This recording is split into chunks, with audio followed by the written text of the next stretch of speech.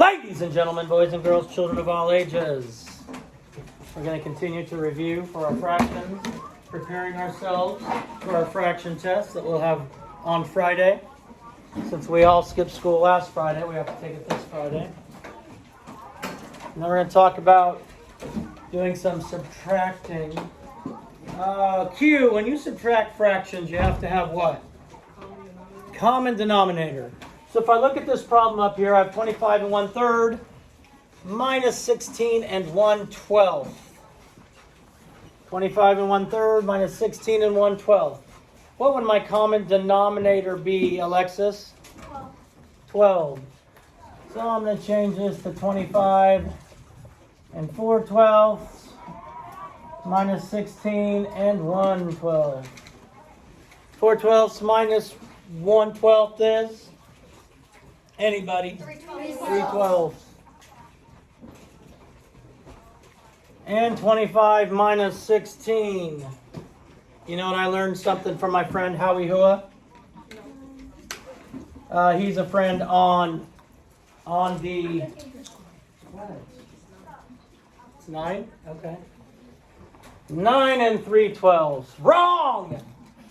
Why is it wrong? We need to simplify it. So it should be 9 and 1/4. 9 and 1/4. Okay, pretty simple. Remember to simplify, find a common denominator. But let's confuse it up a little bit. Let's take...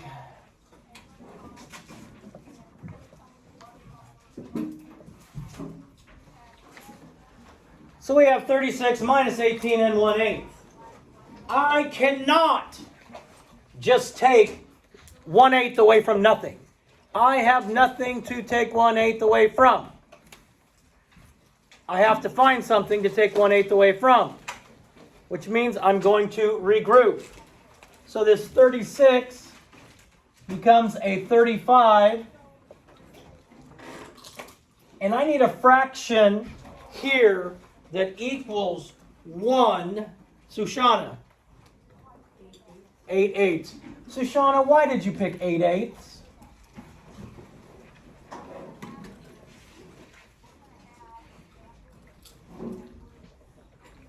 Any idea? You just randomly picked it right out of the air, Mina?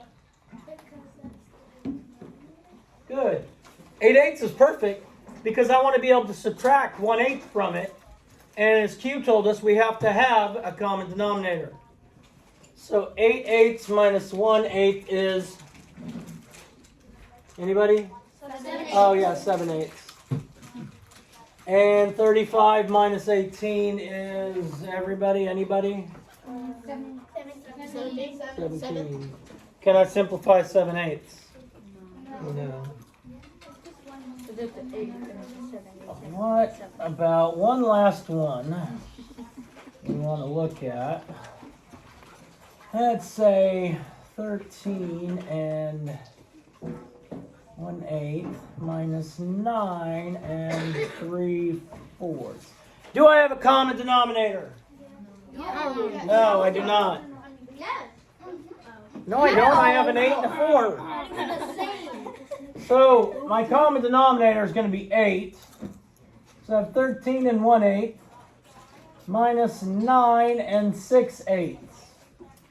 Now, if Chase only has 1/8, I cannot run up to him, punch him in the face, and take away 6/8. He doesn't have it. I can't take away something he doesn't have. So again, I'm going to have to regroup. So I regroup from my whole number, but I need to add a fraction that equals 1 to 1/8. What should I add to 1/8 that equals 1? Kenna? 7/8. No? That doesn't equal 1. Yeah, the 7/8 plus 1. No, I need to add the fraction that equals 1. I already have 1/8. Brooke? 8/8. 8/8. Because 8/8 equals 1. 12 plus 1/8 and 8/8 equals 13 and 1/8. I thought you wanted it. No. So now I have 12 and 9/8 minus 9 and 6/8. And now I can easily do that. 9/8 minus 6/8 is, anybody? 3/8. 12 minus 9. 3 and 3/8. Now, what I saw a couple times is people just make this 11/8. What? You know, like when you borrow and you just put a 1 there, you know, when you're borrowing whole numbers. If you had, I don't know, 13 minus, let's see, 9, and you go, I can't do 3 minus, and so then they make it 13, and so they just put the 1 there. So we can't do that. So we need to remember we're adding a fraction that equals 1. Please save the Okay. bees. Boom, shakalaka, peace out, God bless, love you, do something kind today, save the bees, please subscribe. I will.